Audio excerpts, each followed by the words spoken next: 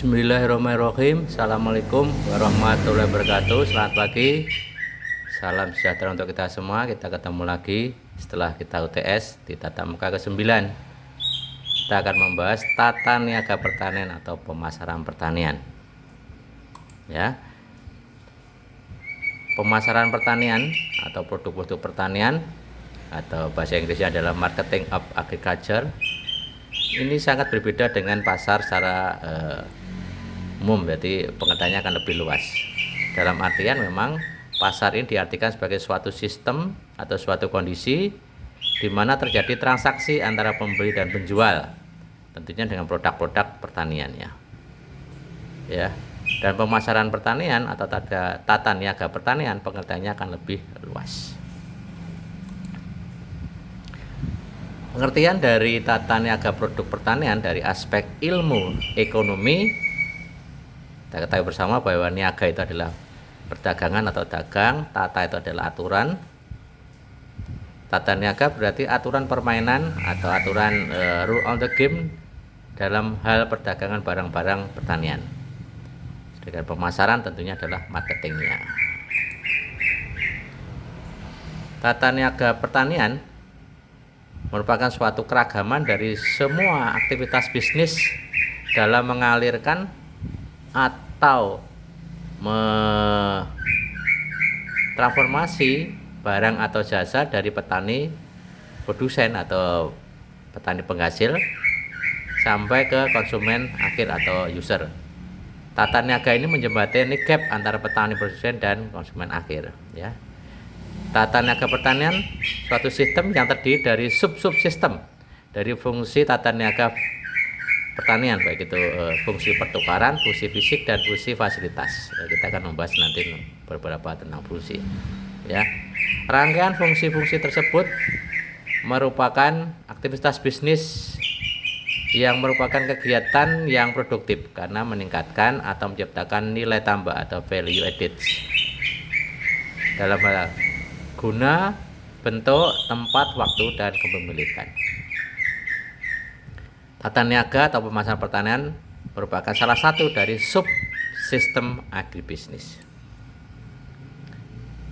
Tata niaga pertanian itu kompleks dan juga mahal. Oleh karena itu, tata niaga akan efisiensi bila satu mampu menyampaikan hasil-hasil dari petani produsen ke konsumen dengan biaya yang semurah mungkin. Yang kedua, mampu mengadakan pembagian yang adil dari keseluruhan harga yang dibayarkan konsumen akhir kepada semua pihak yang ikut dalam kegiatan produksi dan juga tata niaga. Pemasaran dengan pendekatan fungsi atau the functional approach merupakan suatu fungsi pertukaran, fungsi fisik dan fungsi fasilitas ya. Pertukaran berarti menukarkan barang dan jasa di pemasaran ya. Fungsi fisik berarti semua tindakan langsung berhubungan dengan barang dan jasa sehingga menimbulkan kegunaan tempat, bentuk dan waktu. Sedangkan fungsi fasilitas tentunya memfasilitasi, memperlancar pertukaran dari produsen ke konsumen. Baik itu tentang standar produk, grading, fungsi keuangan, fungsi penanggulangan risiko dan fungsi informasi pasar. Pendekatan kelembagaan atau the institutional approach terdiri dari pedagang perantara atau merchant middlemen dan juga agen perantara dan juga spekulator ya.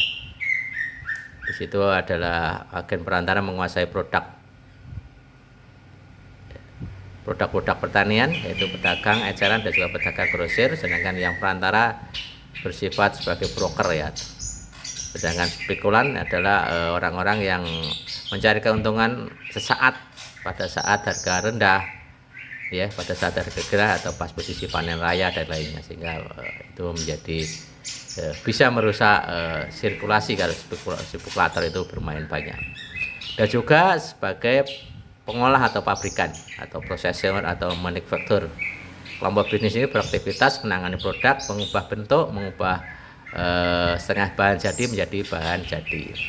Dan juga organisasi pendukung, fasilitas, misalnya peraturan pemerintah, pelelangan, asosiasi importir, eksportir, atau mungkin sebagai marketplace juga ada sekarang ya posisi sekarang. Pendekatan SCP atau Structure Conduct Performance merupakan pendekatan organisasi pasar yang mencakup atau mengombinasikan semua aspek dari sistem tata niaga, yaitu S adalah market structure, C itu adalah market conduct, sedangkan P adalah market performance. Market structure dapat diartikan sebagai karakter dari produk atau institusi yang terlibat pada pasar yang merupakan resultan atau saling mempengaruhi dari market conduct atau perilaku pasar, dan juga market performance atau keragaman pasar. Ya, ini adalah salah satu market conduct, misalnya praktek-praktek bisnis, baik itu produsen atau perusahaan, dalam mengambil kebijakan penentuan harga, promosi barang untuk mencapai harga di pasar yang lebih spesifik begitu. Dan juga ada hubungan kompetitif yang diperlukan untuk mengubah strategi pasar dan juga atau perusahaan dalam sistem pemasaran komoditi. Hubungan kompetitif artinya efisien. Sedangkan market performance adalah keragaman pasar yang merupakan hasil dari pengaruh market structure, misalnya efisiensi harga, biaya produksi, biaya promosi, dan juga biaya-biaya yang lainnya.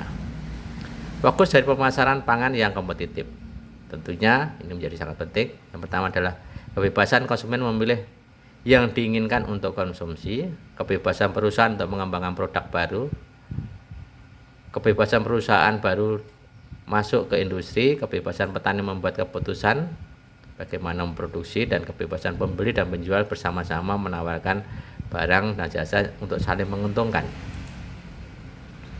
Tentunya efisiensi tata niaga pertanian sangat penting, di mana efisiensi tata niaga merupakan ukuran dari perbandingan rasio dari nilai output dengan nilai tata niaga, dan juga nilai output merupakan penilaian dari konsumen terhadap barang dan jasa yang dikonsumsi.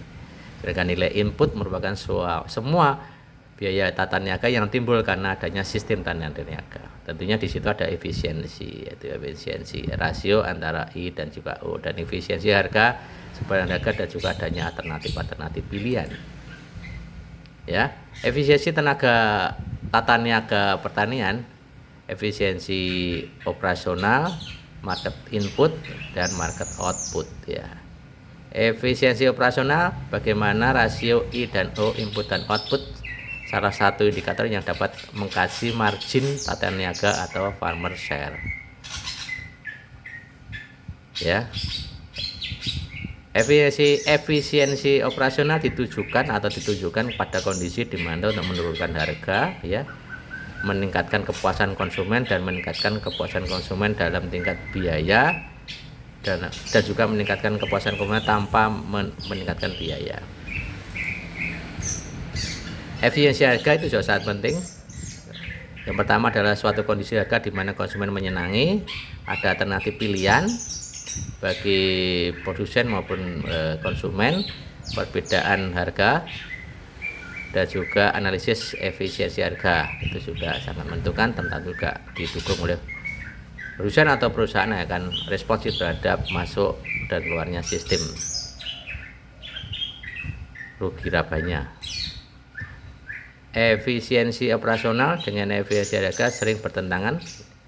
Karena apa? Karena adanya teknik baru pemasaran, dan juga adanya grading atau efisiensi untuk biaya operasional juga memerlukan biaya.